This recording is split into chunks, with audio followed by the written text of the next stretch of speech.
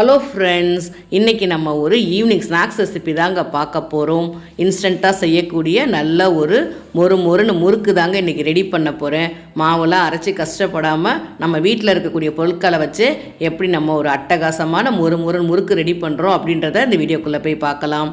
முறுக்கு மாவு செய்கிறதுக்கு எந்த அளவுக்கு தண்ணி சேர்த்து மாவு மிக்ஸ் பண்ணோன்னா நம்ம முறுக்கு பதத்து போகாமலும் எண்ணெய் குடிக்காமலும் இருக்கும் அப்படின்ற ஃபுல் டீட்டெயில் வீடியோ தாங்க பார்க்க போகிறோம். இந்த வீடியோவில் நிறைய டிப்ஸ் அண்ட் ட்ரிக்ஸ் எல்லாம் இருக்குது. வீடியோ ஸ்கிப் பண்ணாமல் பாருங்கள் ஃப்ரெண்ட்ஸ்.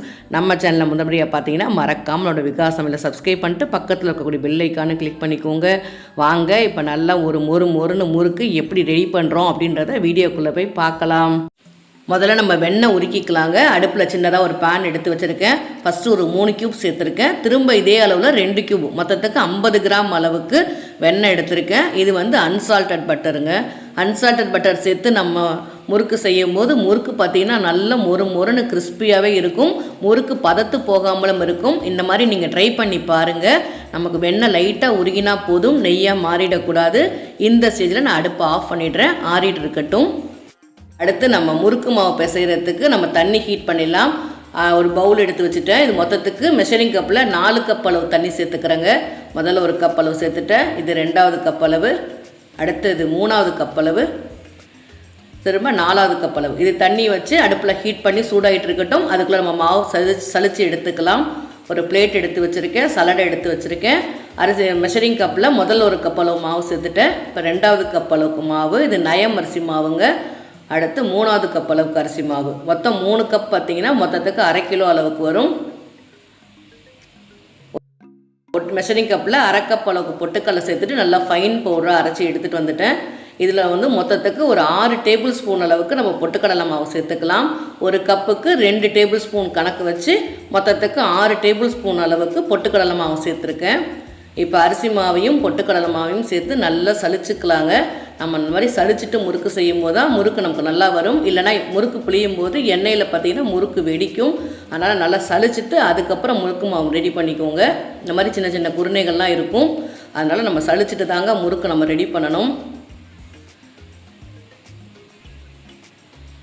இப்போ அடுத்து பார்த்திங்கன்னா அரிசி மாவையும் பொட்டுக்கடலை மாவையும் நல்லா சேர்த்து மிக்ஸ் பண்ணிக்கலாம். ஒன்று போல் நல்லா கலந்துக்கோங்க.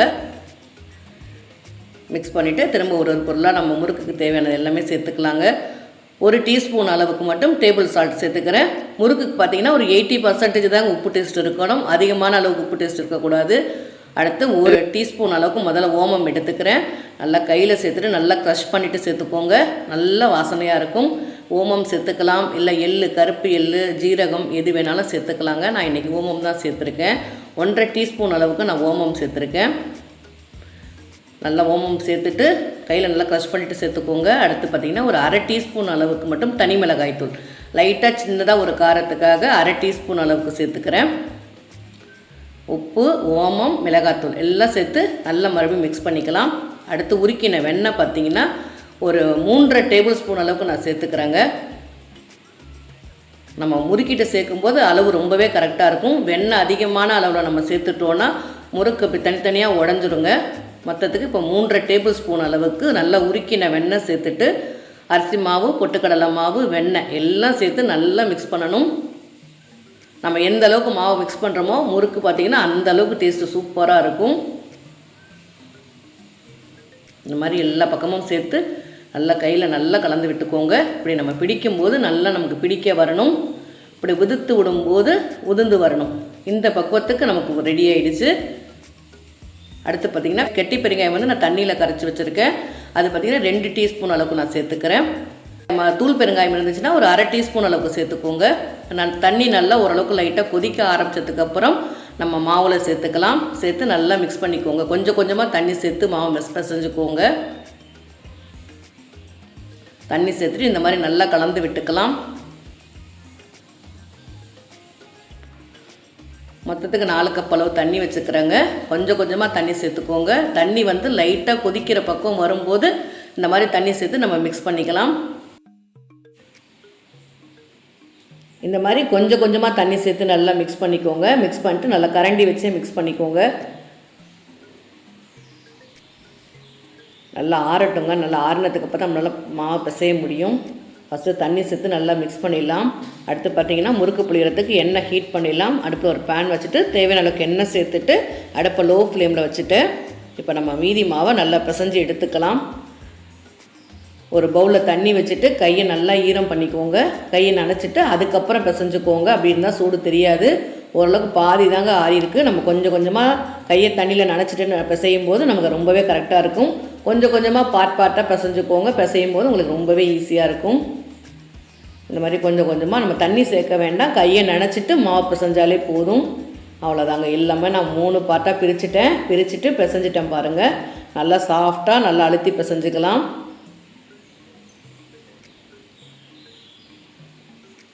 எனக்கு இந்த மாவு பிசைறதுக்கு பார்த்திங்கன்னா மொத்தத்துக்கு 3.25 கப் அளவு தண்ணி கரெக்டாக இருந்தது. 3.25 கப் அளவு ரொம்பவே எனக்கு கரெக்டாக இருந்தது. அடுத்து பார்த்திங்கன்னா இப்போ நம்ம மீதி தண்ணி எவ்வளோன்னு பாருங்கள், அளந்து காமிக்கிறேன். மொத்தம் 3/4 கப் அளவு தான் தண்ணி மிச்சம் இருக்குது. மொத்தத்துக்கு நான் 3.25 கப் அளவு தண்ணி நான் யூஸ் பண்ணியிருக்கேன் மாவு பிசைறதுக்கு. முதல்ல நம்ம மாவு இப்போ ரெடி ஆகிடுச்சு. முதல்ல நம்ம பிள்ளையார் பிடிச்சி வச்சிடலாம். சின்னதாக பிள்ளையார் வச்சுட்டு அதுக்கப்புறம் முறுக்கு பிழிஞ்சிக்கலாம். எண்ணெய் நல்லா ஹீட் ஆகிடுச்சு. ஹீட் ஆனோன்னா ஒரே 1 டேபிள் ஸ்பூன் அளவுக்கு மட்டும் நல்ல சூடான எண்ணெய் மாவில் சேர்த்துக்கலாம்.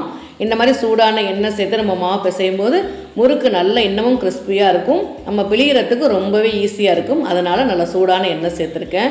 எண்ணெய் சேர்த்துட்டு மறுபடியும் நல்லாவே அழுத்தி பிசைஞ்சுக்கோங்க. 2லேருந்து 3 நிமிஷம் மறுபடியும் நல்லா அழுத்தி பிசைஞ்சுக்கோங்க. மாவு நம்ம கையில் ஒட்டவே கூடாதுங்க. அந்த பக்குவத்துக்கு மாவு நமக்கு ரெடி ஆகிடுச்சு. இங்கே பாருங்கள், கொஞ்சம் கூட ஒட்டவே இல்லை. பிளேட்லேயும் ஒட்டலை, நம்ம கையிலையும் ஒட்டாது. இந்த பக்குவத்துக்கு மாவு நமக்கு ரெடியாக இருந்துச்சுன்னா முறுக்கு புளியறது ரொம்பவே ஈஸியாக இருக்கும்.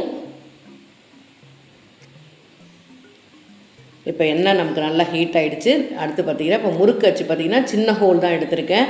இதில் போடும்போது முறுக்கு சீக்கிரமாக வெந்துடும். நல்லா மொறுன்னு இருக்கும். நமக்கு சாப்பிட்றதுக்கும் ரொம்பவே ஈஸியாக இருக்கும். இப்போ நம்ம தேவையான அளவுக்கு மாவு எடுத்துக்கலாம். கையில் கொஞ்சம் கூட ஒட்டலை பாருங்கள். இப்போ மாவு உருட்டுறேன், கையில் கொஞ்சம் கூட ஒட்டலை.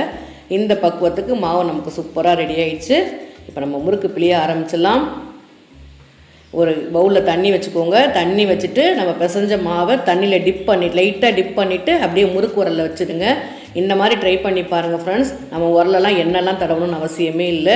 முறுக்கு பிழிகிறதுக்கு நல்லா வலுவலுன்னு சூப்பராக அட்டகாசமாக வரும்.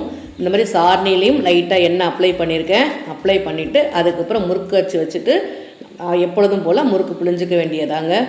எண்ணெய் நல்லா ஹீட்டாக இருக்கணும். ஹீட்டாக இருந்தால் தான் முறுக்கு நமக்கு டக்குன்னு போட்டோன்னே நல்லா வெந்து வரும். அடுத்த முறுக்கு நம்ம டக்குன்னு ஃபாஸ்ட்டாக புளியலாங்க. மாவு மட்டும் நமக்கு நல்ல பக்குவமாக இருந்துச்சுன்னா ரொம்ப ஃபாஸ்ட்டாக ஈஸியாக புழிஞ்சு எடுக்கலாம். அடுத்து 3வது முறுக்கும் நான் பிழிஞ்சிட்டேங்க. இந்த ஒரு அச்சுக்கு மொத்தத்துக்கு 3 முறுக்கு பிழிஞ்சிருக்கேன். நல்லா பாதி அளவுக்கு இது வெந்துடுச்சு இந்த முறுக்கு. அதனால் இதை திருப்பி விட்டுக்கிறேன். நல்லா வெந்ததுக்கப்புறம் பாதி அளவுக்கு வெந்ததுக்கப்புறம் திருப்பி விட்டுக்கோங்க. எண்ணெய் நல்லா ஹீட்டாக தாங்க இருக்கணும். இந்த மாதிரி 2 பக்கம் நல்லா திருப்பி விட்டு வேக வச்சுக்கலாம். நல்லா எண்ணெயோட சலசலப்பு அடங்கினதுக்கப்புறம் தான் நம்ம முறுக்கு எடுக்கணும். முறுக்கோட கலர் பாருங்கள் எந்த அளவுக்கு சூப்பராக இருக்குது. பார்க்கவே தெரியுது எந்த அளவுக்கு நல்லா கிறிஸ்பியாகவும் இருக்குது. இதே மாதிரி அடுத்த தடவை முறுக்கு புளியும் போதும் எண்ணெயோட ஹீட்டு நல்லா ஹை ஃப்ளேமில் வச்சுட்டு அதுக்கப்புறம் முறுக்கு புளிஞ்சுக்கோங்க. அப்போ தான் நமக்கு நல்லா முறுக்கு நல்லா கிறிஸ்பியாகவும் இருக்கும். கொஞ்சம் கூட எண்ணெய் குடிக்காமலும் வரும். இந்த மாதிரி எண்ணெயோட சலசலப்பு சுத்தமாக அடங்கினதுக்கப்புறம் எடுத்துக்கோங்க.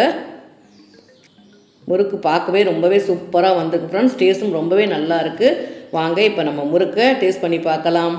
ஒரு முறுக்கு பாருங்கன்னா இப்போ உடச்சி காமிக்கிறேன். இந்த மாதிரி நல்ல கிறிஸ்பியாக எவ்வளோ மொறுன்னு சூப்பராக வந்திருக்கு பாருங்கள். இப்படி உடச்சி பார்க்கும்போது எந்த அளவுக்கு கூடு தெரியுது பாருங்கள். இந்த மாதிரி கூடு வந்திருந்தாலே நம்மளோட போட்டிருக்கக்கூடிய முறுக்கு ரொம்பவே பர்ஃபெக்டாக இருக்குதுன்னு அர்த்தம். நீங்களும் ட்ரை பண்ணி பாருங்கள். என்னோடய ரெசிபி உங்களுக்கு ரொம்பவே பிடிச்சிருந்தா லைக் பண்ணுங்கள். உங்களுடைய கமெண்ட்டையும் பதிவு பண்ணுங்கள். மறக்காம என்னோட விகாஸ் சமையலை சப்ஸ்கிரைப் பண்ணிட்டு பக்கத்தில் இருக்கக்கூடிய பெல் ஐக்கானை கிளிக் பண்ணிக்கோங்க. தேங்க்யூ.